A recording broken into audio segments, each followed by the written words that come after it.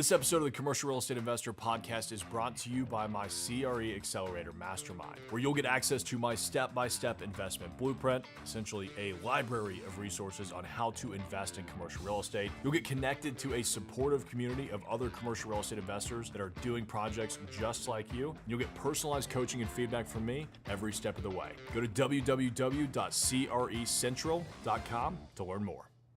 Welcome back to 30 Deals in 30 Days. Today is day 17, and we've got a deal from Ricardo to dive into. But one thing that I wanted to dive into first, actually before I do that, if you haven't joined the challenge, this is the challenge where we are underwriting a deal every single day, 30 days in a row, using a spreadsheet that you can get for free by joining the challenge. So go join the challenge at crecentral.com/30 deals 30 days. That link is also in the description below. Anyways, what I want to do first, I got a question from Luis. He's asking about a specific cell within the spreadsheet and why we have the formula that we have. So he says, hey, Tyler, quick question. Love your spreadsheet. Been following along and inputting the numbers while you do it. So thank you for the instruction along with the initial instructional video. Absolutely, Luis. I'm glad you're enjoying it, man. He's saying my question is the operating capital. Since operating capital is what your asset needs on a day-to-day basis to service its daily operations, and your code breaks it up into a monthly basis, it seems like that code is broken or not correct. I could be wrong, but he goes into the formula there. Why did you use year 3 operating expenses as opposed to year 1 or 2? I'm not an Excel or math wizard, so I could very well be wrong, but just wanted to know if what I'm seeing makes sense. Luis, you and me both, man. I am not. What's up? RJ. Ricardo. RJ is jumping into the chat. RJ, excited to be diving into your deal tonight, man. Thanks for being here. We'll have a good conversation about it. So, Luis, I am by no means a spreadsheet wizard at all. And I'm not going to sit here and say, hey, the way that I've got it set up is 100% the right way and it's the only way. It's the way that we like to do it. It's the way that I was taught to do it when I was first underwriting. It makes sense to me. That being said, if you don't like this formula, you can always change it. You can change any of the formulas you want in here, as long as you understand how to approach it. And you could just hard code it. You could turn this into a blue cell and hard code your own operating capital. You'll notice on this deal that we underwrote yesterday, which was already cash flowing, that it's at negative $68,000. If it's negative, we've got to add, you got to multiply it by -1, so that it gives you a positive $68,000 that you would have to bring to the table. Because right now it's saying, actually, you can bring $70,000 less than what we're going to tell you because your operating capital there's so much cash flow coming in. So the way that this formula is set up right now, F83 times -1. So let's follow the formula. F83 brings us down to right here. So 91,943. That is our property cash flow. Typically, on the first year, the way that this spreadsheet is set up, and this is why this formula is this way, typically, since we're doing a lot of value add deals, that cash flow on the first year is going to be negative, right? And so let me just hard code this so you can see what I'm talking about. Actually, you know what? We'll just make this an unprofitable deal. Let's just drop this down to $3. See, now it's saying you need to bring $196,000 in cash. All right. So we'll double click it. We'll follow the formula again. We come down here to F83. See how it says we have a loss on this property of $172,000 for the first year. That means we have $172,000 in carrying expenses that we need to account for. Now, I have it multiplied by -1 because we have to turn that into a positive number because otherwise, if it's negative, it's going to actually subtract it from the total amount of capital that you need, and obviously, that is not right. Then we add that to F26 plus H57. So we come back up here. F26, which is our debt service. All right, plus H57, which is our year 3 operating expenses. So this is what Luis was referring to. So basically what that's saying is, hey, I need, 200 and whatever I said, $280,000. But the way that I've got it set up right now is I only want 1 month's of actual like operating expenses, including debt service, plus whatever my loss is. So that's how this is accounting for.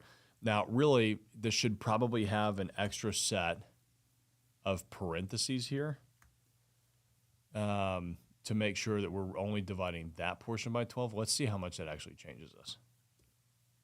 It didn't. So it didn't change the formula at all. So that, Luis, is why I have it set up the way that I do. Now, I love this because this is actually getting a little more advanced, right? Because we've been filling in a lot of the blue cells. Let's talk about some of these, so hard coding in these white cells. If I wanted to have 2 months of interest carry, mortgage payments, basically, I would say, divided by 6, right? Because that'll give you, I'll give you 2, right? So, if you're dividing by 12, that's going to give you 1 month, all right?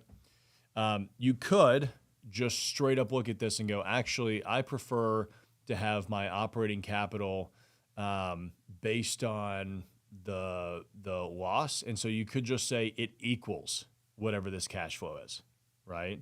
So you could delete the formula altogether and just go to whatever the loss is for the year times -1, of course. And of course, you could just click on this cell, turn it into a blue cell, and now, well, that's the wrong color blue. I don't know. Are you guys OCD like me? Like, that drives me crazy that there's all of these blues that are just like slightly different. There we go. We got it. All right. Now I just know, like, hey, this is a cell that I actually fill in, so I'm just going to put in whatever I want. So, Luis, when you said in your question, what did you say here? Since operating capital is what your asset needs on a day-to-day basis, so yes, technically that is true. Like, operating capital is what it's the amount of capital that you need to keep the asset open and going. I would call that reserves, right? I would call that operating reserves. I wouldn't necessarily call that operating capital. I don't know that that's by any means a technical term. I'm sure somebody else that is a spreadsheet wizard or an accounting wizard would be like, actually, no, they both are operating capital or whatever, right? But like, that's how I distinguish between the two. Is operating capital is the amount of capital that we bring to the table on the front end. And then reserves, we actually build up right here. Capital reserves, right? So we're building that up on an annual basis. So, in theory, by year 2, if you haven't had to use any of this money, now you've got $11,000 in cash sitting in the bank. Now you've got $16,000, $17,000, whatever it is, right? If you're not having to spend any of this. And so it just keeps adding up. All right. So that's kind of why. But I love that question. If you guys have any other questions on why the spreadsheet is structured the way that it is, I would love to dive into that. I've gotten the question of, hey, Tyler, if I wanted to add in a preferred return to my investors, where would I put that? And I would actually put that right here. So you would add in cells above this, right? And then what you would do is, you'd add another blue cell just like this that would be whatever that pref return is. And let's call it 6%. And then you would put the 6% in there, have it multiplied times whatever the property cash flow is. And then your reallocation formula would have to change, right? Your investor cash flow formula would have to change. Because now, instead of this being, 30% times 172,000, it would actually be 30% times the property cash flow minus whatever that pref return was, right? And then same for your investors. You could set the investor cash flow up as, pref plus all returns, or you could just say, no, this is actually investor, pari passu distributions, however you want to kind of look at that. So hope that makes sense. There's a lot of things that you can do with this spreadsheet. It's very flexible. It's very easy to utilize. And, you know, anytime you guys have questions on it, I am more than happy to dive into that. So, all right, let's get into RJ's deal. RJ, excited to have this one, man. All right. So he says, Tyler, I've been going back and forth on the spreadsheet with this one and could use your help. Value add potential, multi-unit retail, some month-to-month leases, some long-term, gross rents, looking to convert it to triple net. Looks like it's down in Casa Grande, Arizona. I don't think we've underwritten anything in Arizona yet. I like it because you guys don't have super high winter maintenance, which has got to be nice. All right, total building size is 10,820 square feet, sitting on a 30,500 square foot lot. That's a good size, right? I mean, a good ratio, give or take, is anywhere from like 20 to 40% lot coverage, right? So if you've got a, let's say an acre of land, right? That's 43,560 square feet. You could theoretically go, 20 to 40%. It's going to depend on your local municipality. It's going to depend on zoning, but like a back of napkin rule of thumb I like to use whenever I'm looking. So don't come screaming at me if you're like, well, what if I have an acre in Manhattan? It's obviously not going to apply. But let's say 20% of 43,000. So you can build like an 8,000 square foot building all the way up to a 16,000 square foot building. And that will still give you enough space for your stormwater, for any infrastructural, utilities or easements that you might have to deal with, parking, access, landscaping, tree coverage, all of that kind of stuff, right? So I like it. This one's right there in the middle at about a 30% lot coverage. Now, what that does mean is, probably can't add to this, right? If we saw that this was a 10,000 square foot building on a 40,000 square foot lot, I would say, hey, we could probably add another 5 or 10,000 square feet to this building. Highly visible commercial property, spans multiple parcels. Looks like it's on the primary business corridor, one of the city's busiest thoroughfares, quick access to the interstates. All right, let's look at the flyer. $925,000 sale price.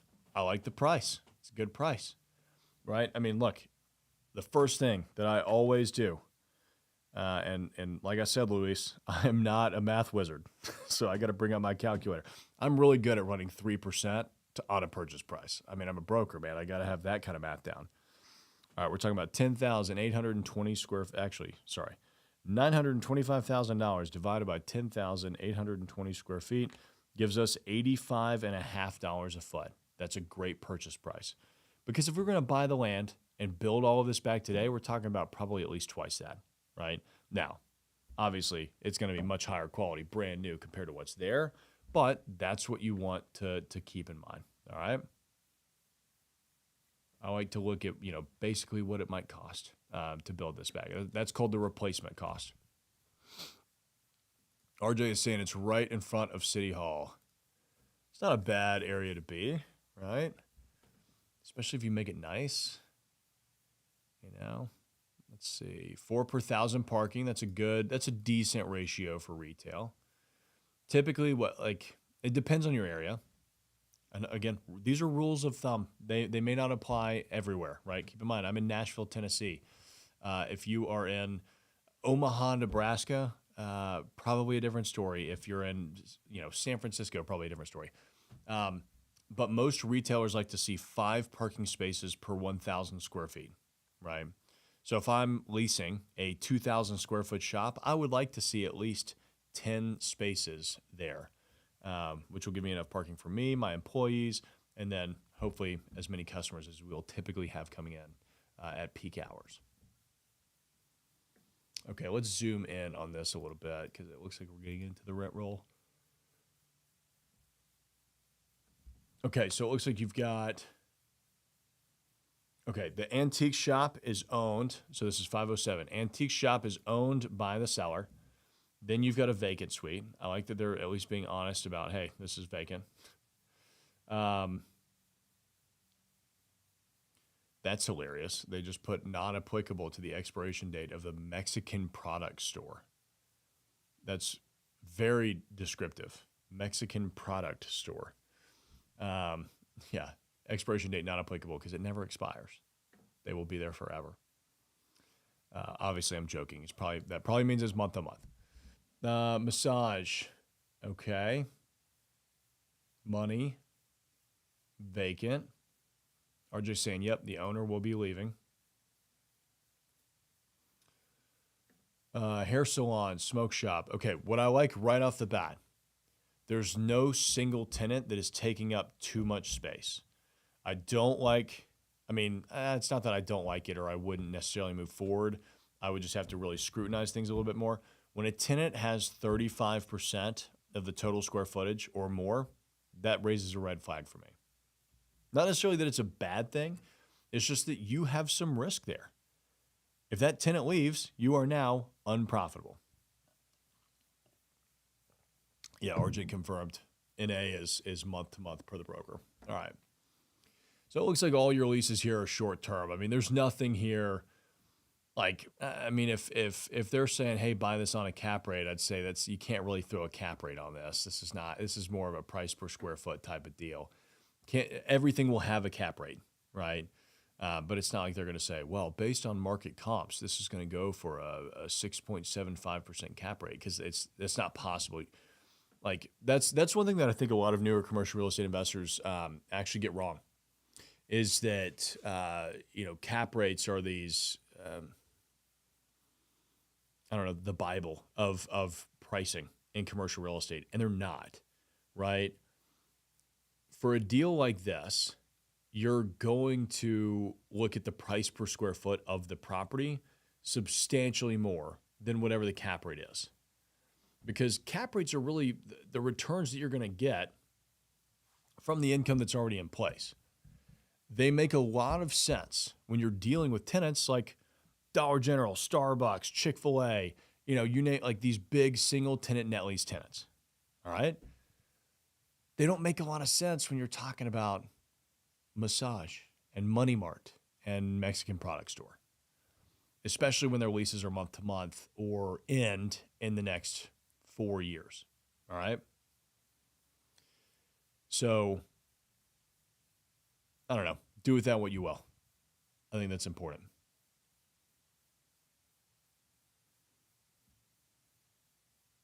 Oh, I love this. I love when brokers do that. Building size as per Pinal County, 10,820 square feet. It's like, dude, you couldn't get out there and shoot some floor plans. You're listing a building for sale for $1 million. Spend 20 minutes. You can do it on your phone. It's free. I've got an app on my phone that'll generate all those floor plans for free. It's amazing.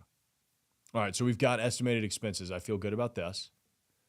Pro forma cap rate. That's actually, that's what you would expect. I mean, I doubt that they said, you know what this property's worth? A 10.66% cap rate, right? They said, no, it's $925. They probably looked at it on a price per square foot basis. I actually agree so far with the way that they've actually priced and approached this deal. Now, again, I still have a lot to learn, but I'm just saying so far I'm liking what I'm seeing from that perspective.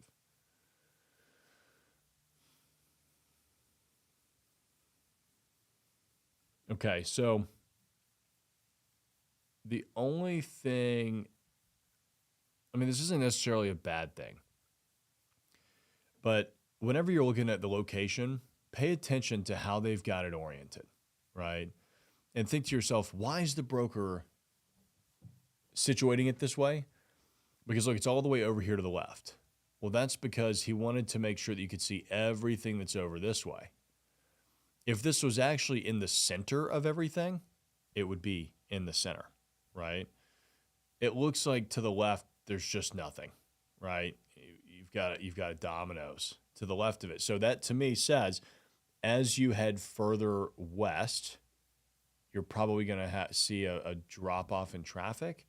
But then again, you've got all of these, big open plots right here. So I just think that's interesting. Again, I don't know anything about this area.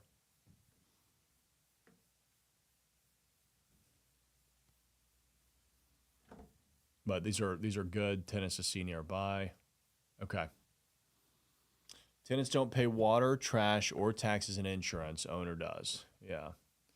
So it looks like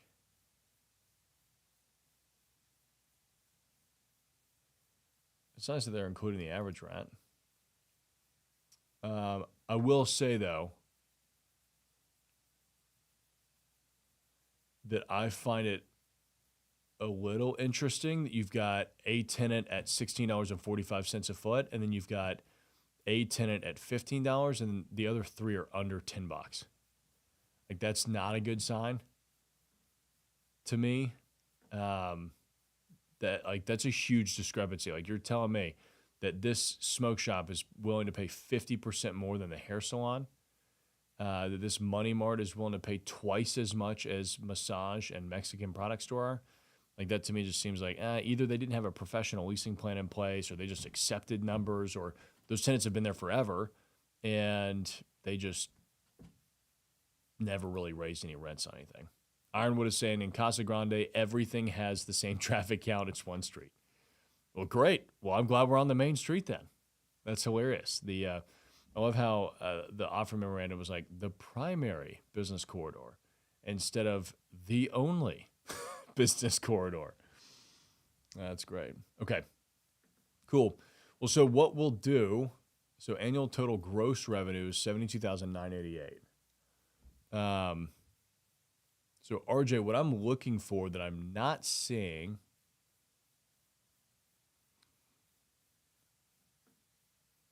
is how the leases are actually structured. I'm assuming you might know that because you called the broker and had a conversation with him. That's one thing I would have liked to have seen in this offer memorandum. Like, hey, these are, RJ saying pretty much. These are seemingly full service gross leases to me right now, which is a little concerning because if we're collecting $72,000 a year and we're paying $32,000 expenses, our net operating income's $40,000. Right, and that's low. The other thing that I don't like in these estimated expenses, see how this is $11,834 on the property taxes? Very specific. Insurance, $9,000. Oh, that's kind of a round even number. Maintenance, $10,000. That's surprising. How do you just hit $10,000 a year? Utilities, $1,400. So that to me says, hey, they've made these numbers up. Which they could be based on estimates of or of what they are actually going to be, right? I mean, maintenance could be $9,742, and they were like, I don't know, it's close to $10,000, just put that, and that's fine. I like to know what the very specific number is, because maintenance could actually be twice this, depending on what they've been dealing with. So that is something that the sellers will have. You should and absolutely have the right to request it. So I would absolutely do that. We're not seeing a lot of stuff in here, though. You've got taxes, insurance, and maintenance. I'm assuming that's just general common area maintenance. We don't have property management. That's kind of a problem, right? There's probably a few other things, that they're just deferring, that they're not really spending money on. So something to keep in mind. So here's the deal. We're going to be paying $32,000. Here's how I would split these operating expenses up. We're going to be paying $32,000 a year in operating expenses starting out. But let's say we're going to leave all these other tenants because we need the cash flow. We're going to focus on these three. Once those three are signed, then we will have, what is that, 1770 plus 1875, 1770 plus 1875. I'm adding up the square footages of the units right now that are vacant, plus 1776.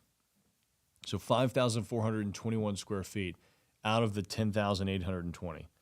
and let's say that it takes me a year to get to that, now we will only be responsible for 50% of the operating expenses.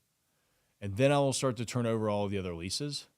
And the goal is by year 5, which will actually be after the massage lease ends, we want to be fully turned over and triple net. So we're not going to be truly triple net until year 5.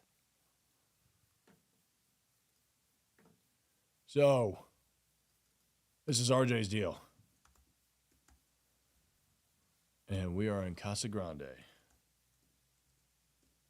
Whoops.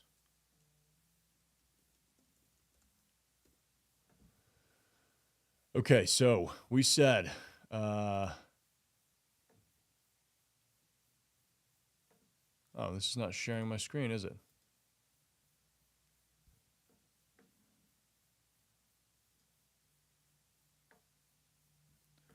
I wonder why it's not going back to...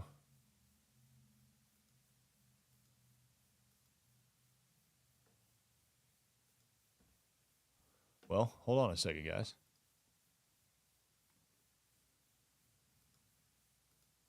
There we go. Sorry. It was not switching over to the spreadsheet. I was like, oh, that's not going to be good if I'm just going to sit here and talk about it. You guys are going to have to fumble your way through your own spreadsheet to figure out what we're even doing. All right, square footage, 10,820.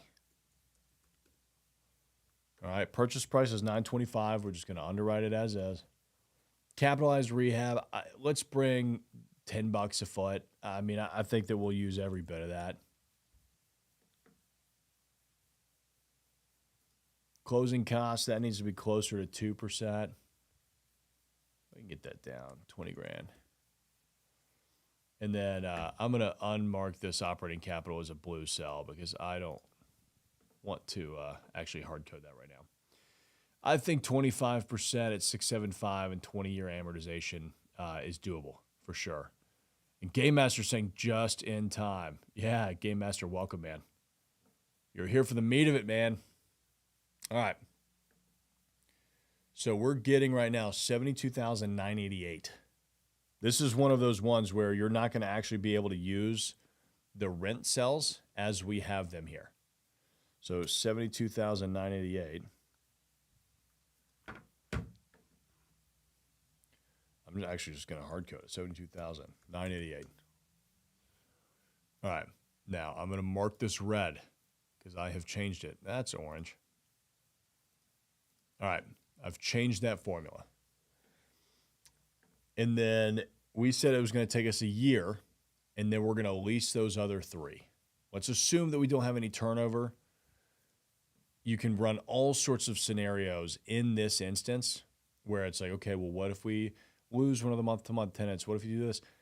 If we had 2 hours, then we would stress test every possible scenario just to make sure, like, hey, this thing is still going to work.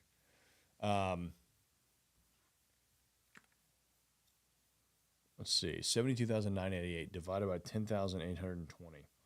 The average rent, I don't know where they're coming up with these numbers. Because the average rent is $6.75 a foot. Maybe they're basing that off of what's actually occupied. 72,988 divided by, looks like maybe 65.15 is occupied. Yeah, I guess that's what they're doing. I don't like that. That's not the... I mean, okay. $11.20 a foot. Let's see what things are renting for in Casa Grande.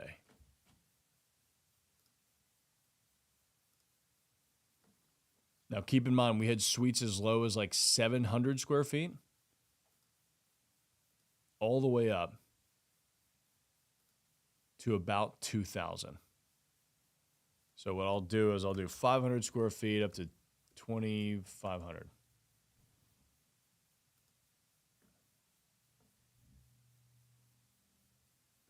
$12, $18. This looks a lot nicer.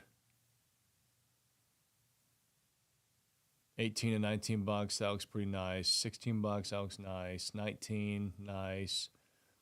15 is still definitely nicer than ours. Okay. I mean, I will say I feel pretty comfortable that we can get $11 a foot.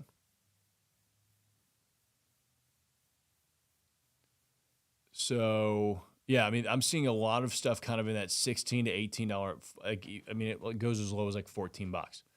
But I feel confident in 11, right?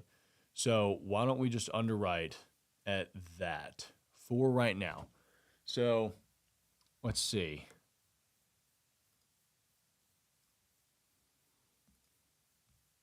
What I would do is I would say, okay, we're going to get those other two spaces. So 6515 is already occupied minus 10,820. That means we've got 4,305 square feet that we're going to lease up at $11 a foot net, which gives us an additional $47,355 a year in potential rent. So again, I'm deleting my hard coding here. I'm just going to put this in equals this plus 47,355. All right. That's me saying, all right, we got to 100% occupancy. And then year 3 is when we're going to start dealing with some of the month-to-month tenants. All right. Now, they were already at $11 a foot. So maybe we, you know what, from here on out, we'll just keep it going at 3% annual increases for now. All right. We'll come back to this. I'm actually going to zero out my vacancy for the first 2 years. Because remember, the only reason that I'm doing that is I hard-coded what our actual income is in year 1. And then I hard-coded what our actual income would be in year 2 if we got those 3 vacancies leased up. All right. And then we cruise from there. And I have it stabilized at a 7%. Right. So we'll always have one tenant turning over for a few months. But we're gonna institute a better leasing program. All right. Here's where it gets fun. We got to figure out the operating expenses, right? So I am actually going to hard code this as well. No, I'm not. I've got to think through the best way to do this. RJ, thanks for sending this one, man. This is a great deal for us to be going through. So our total estimated expenses right now is $32,234 divided by 10,820. So it's $3 a foot. Let's call it 3.5 because there's some stuff in there that they're just not, maintenance. Management. You got to hire a property manager. All right. So let's call this $3.50 a foot. Now remember, in year 2, we're only going to be responsible for half of that because we've signed half of the space, roughly 50%, at triple net numbers. So what I'm going to do, I'm going to hard code this again, equals this, whoops, times 0.5. All right. Here, maybe we'll do this. We'll do it again times 0.5. We'll just say, hey, we've turned over, the other half of the space to more tenants. And then we'll have it, let me read these out.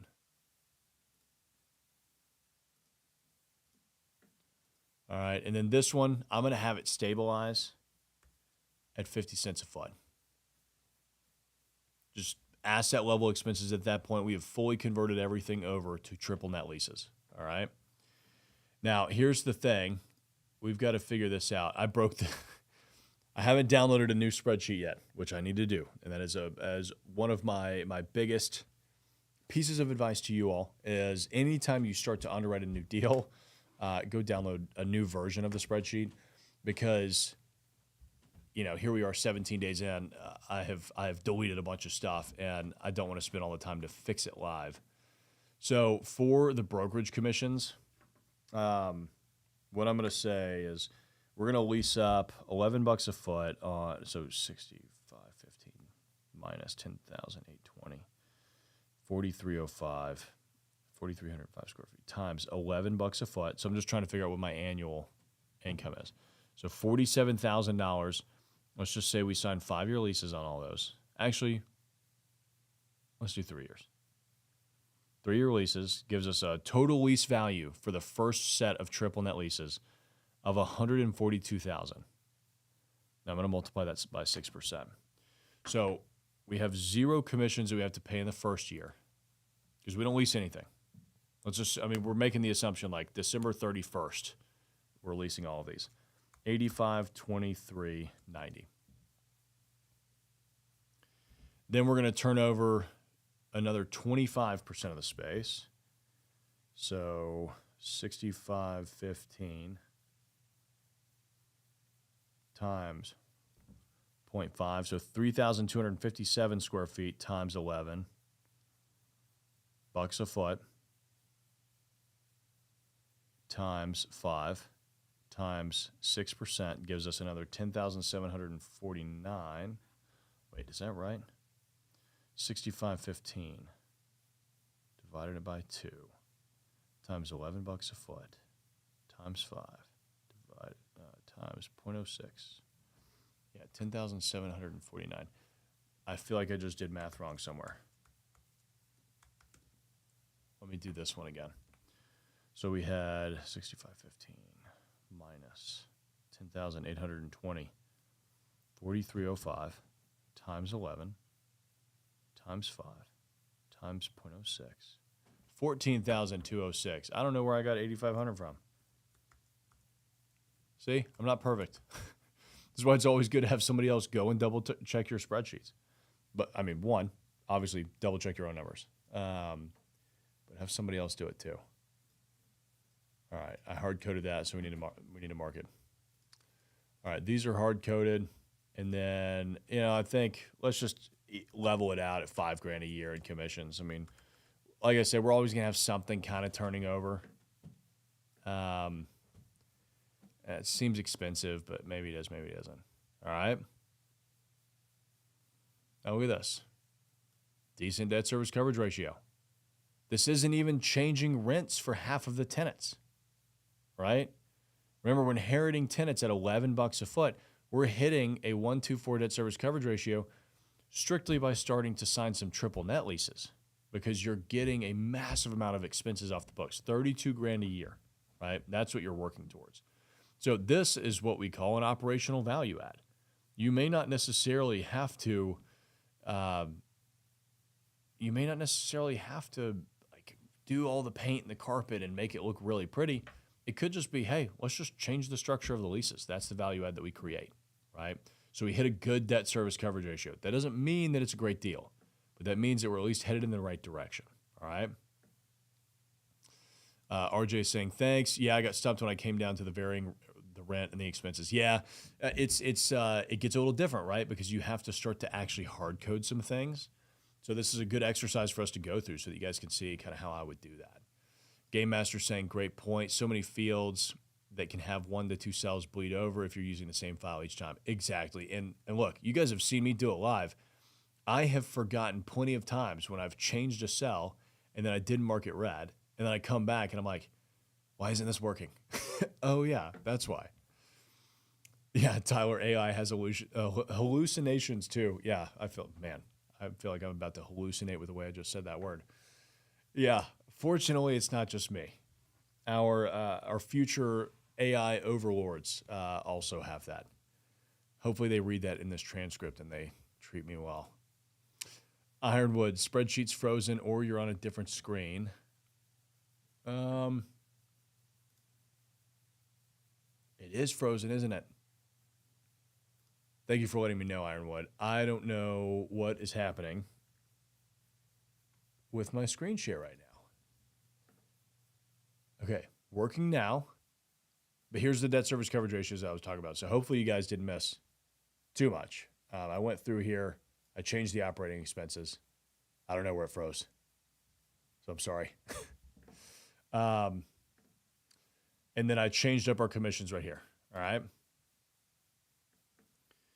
Let's see. So now we're down in the non-operating expenses. I'm going to convince a lender, hey, there's some vacancy here. We do need some interest only, just 12 months though.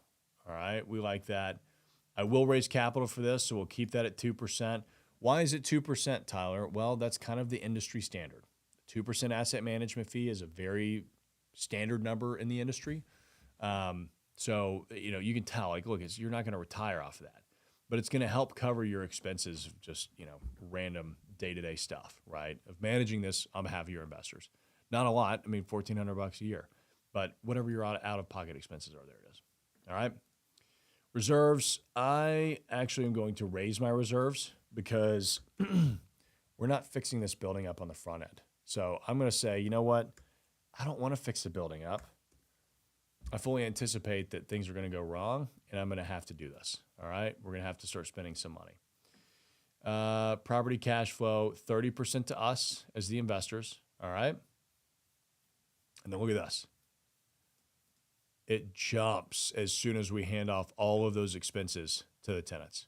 Remember, we didn't raise rents. I mean, we capped it at $11 a foot. That is still under market if we're doing this right. All right?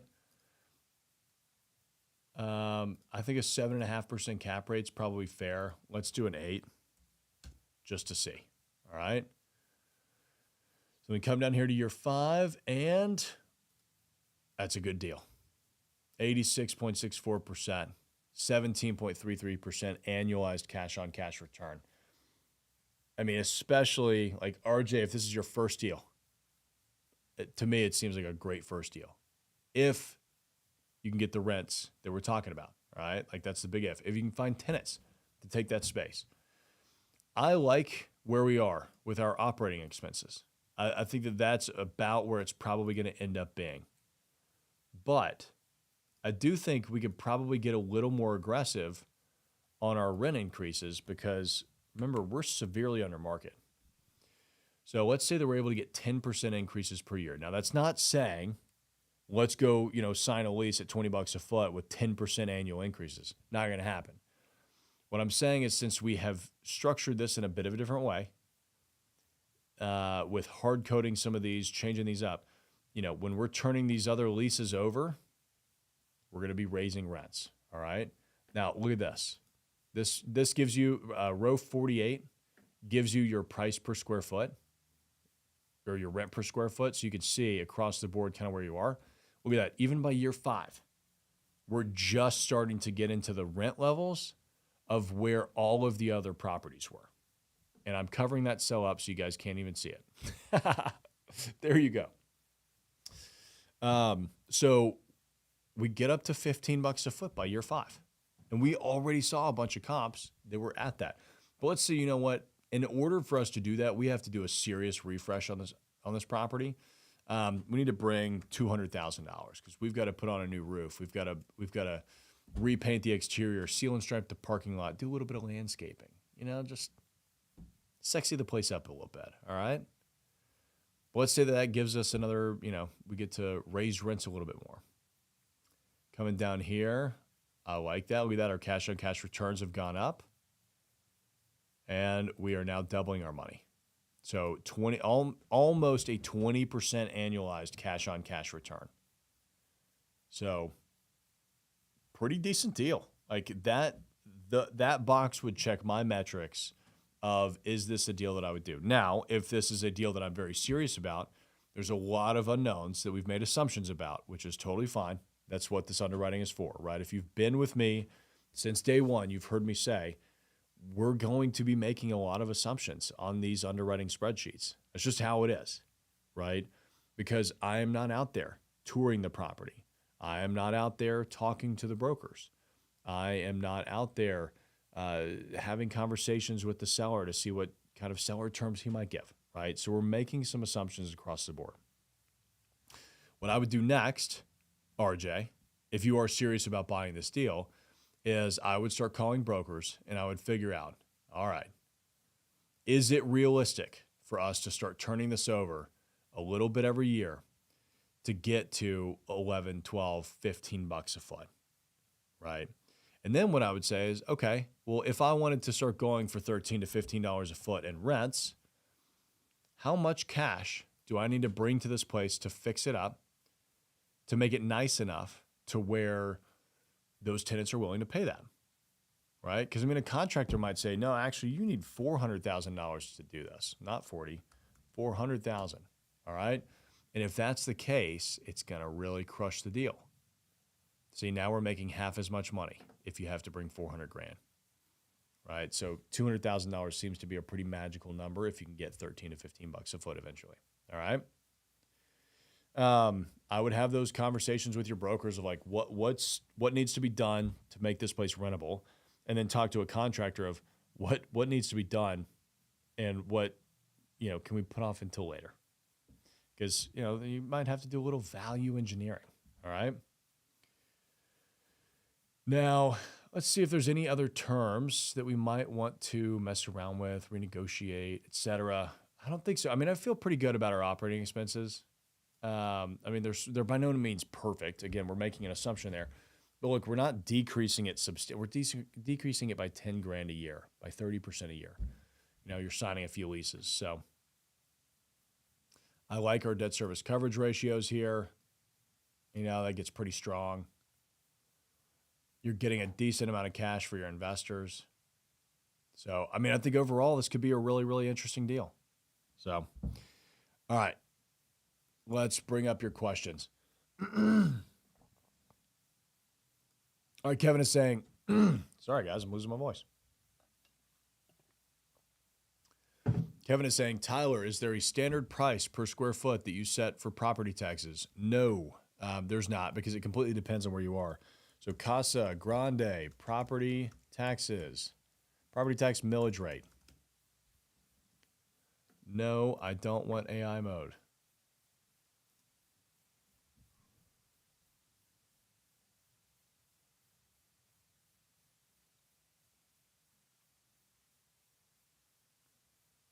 What property tax information are you? I want the millage rate. No, that's not going to give it to us. Let's see.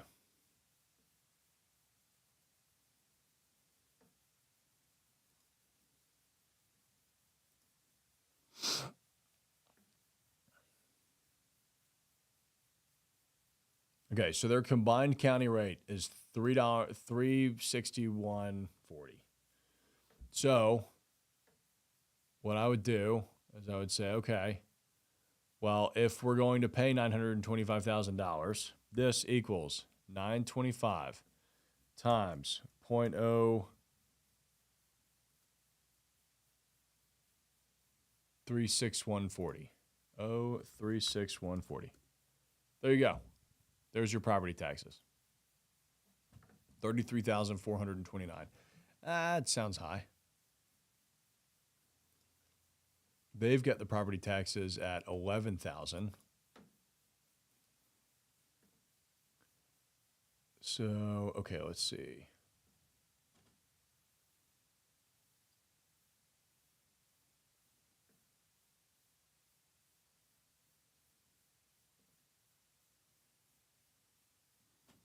Average total tax rate is 942, so 9.42%.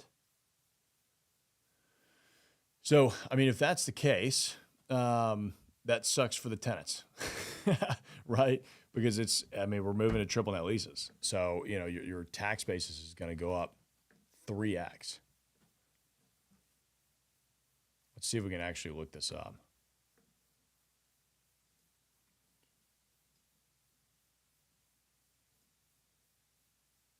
Ironwood is saying, OM said $11,000. That's probably what it currently is. So it'll probably get changed over whenever you go, whenever you purchase it, right? Oh, man, this is, all right, where are we? 505 East Florence.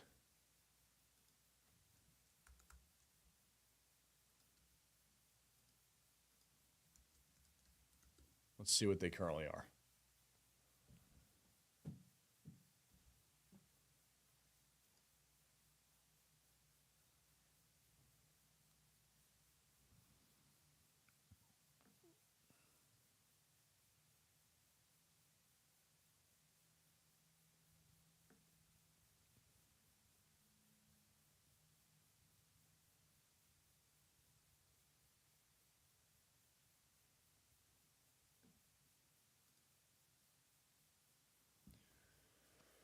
Let's see.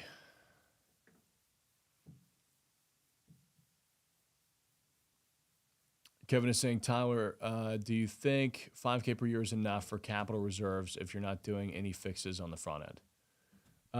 Yeah, I mean, it could be, right? I mean, these are all small spaces. They probably have window units. You know, you're going to triple net leases. Maybe these tenants are going to be responsible for it. So, you know, the problem is, like I said, we're making assumptions here. You know, I have no idea what condition the space is currently in. Like, these look nice from the pictures that we've got. It looks nice on the outside. I haven't toured it, so I have no idea. I mean, the building could be in absolutely impeccable shape. It could be like completely worn out and tired. I mean, you know, the sign looks tired, the exterior looks tired, but that doesn't necessarily mean that the spaces are in bad shape. So 5K could be enough. It could be not nearly enough. But I mean, we are bringing, you know, $200,000 to the table. So hopefully that gets us pretty far. Let's see. Yeah. Pono is saying, when refreshing up the property, don't some counties, cities offer grants to do so? Just a thought. No, they don't, unfortunately. That'd be great. But no, they're like, no, Mr. Developer, that's 100% on you. Thanks for making our city beautiful.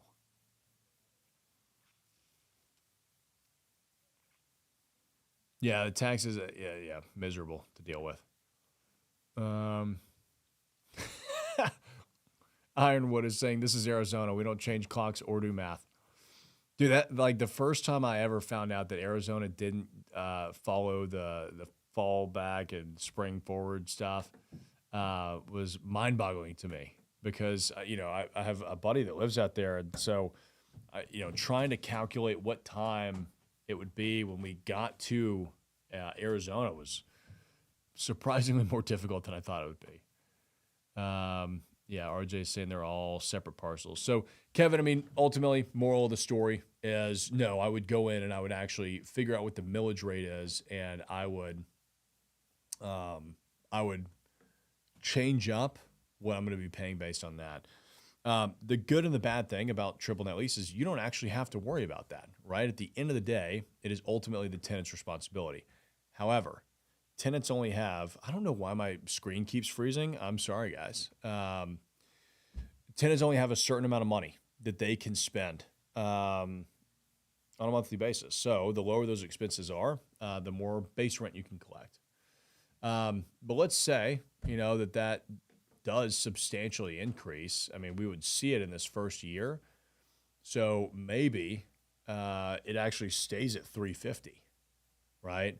And then it goes down to 180, and then it goes down to 50, right? Because now we're signing more triple net leases. But we're going to have to bear the burden for that first year. Overall, it doesn't actually affect the deal that much.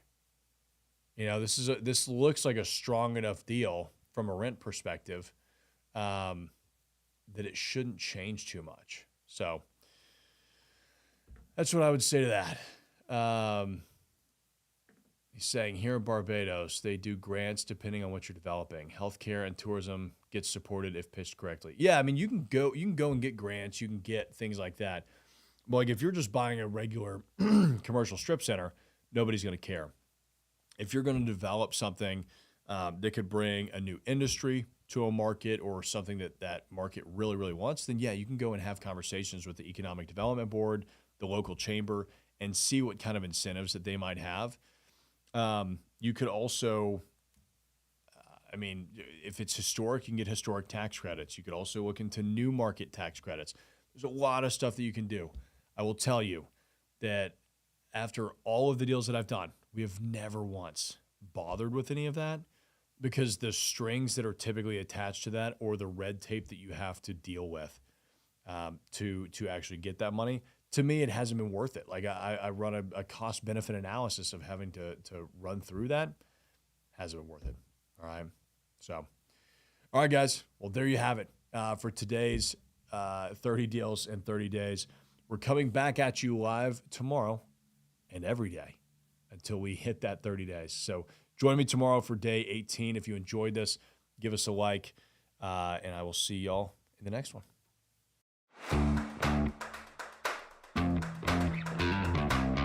This episode of the Commercial Real Estate Investor Podcast is brought to you by my CRE Accelerator Mastermind, where you'll get access to my step-by-step investment blueprint, essentially a library of resources on how to invest in commercial real estate. You'll get connected to a supportive community of other commercial real estate investors that are doing projects just like you. You'll get personalized coaching and feedback from me every step of the way. Go to www.crecentral.com to learn more.